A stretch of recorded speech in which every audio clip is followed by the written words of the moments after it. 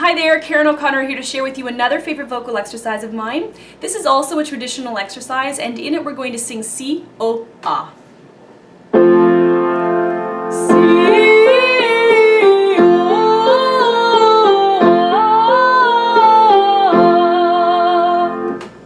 So what I like about this exercise is that it places the front vowel E before the back vowels O and A. So the brightness and the high and fronted tongue posture of the E can be used to help prevent those back vowels from falling too far back, sounding overly darkened, and losing their ring and focus. This exercise is also good for helping to develop control of the breath because the tendency to rev on those higher notes of the pattern, to sing the higher notes much more loudly than the notes below it, needs to be controlled. You need to keep your foot very steady on the gas pedal, so to speak, and avoid pushing with more breath pressure on those top notes, and that takes a lot of control to do so. We also need to keep the pattern very smooth and consistent, legato. Let the voice move very fluidly and smoothly from note to note.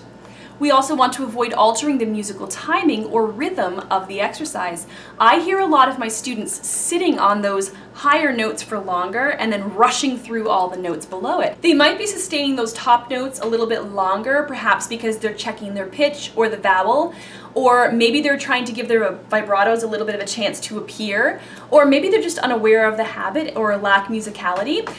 What we don't want to hear is something like this.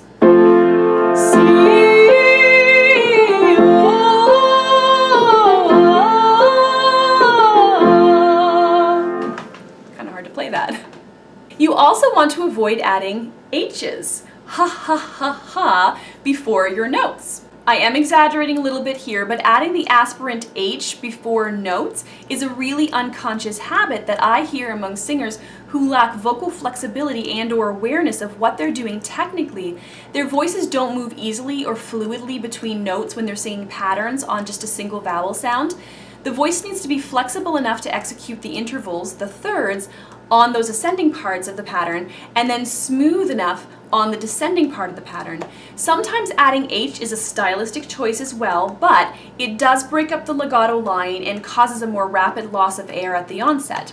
This is actually a deceptively challenging exercise if you're focusing on what you're supposed to be focusing on, and that is keeping everything from the breath to the note transitions to the vowel qualities smooth and consistent throughout the exercise.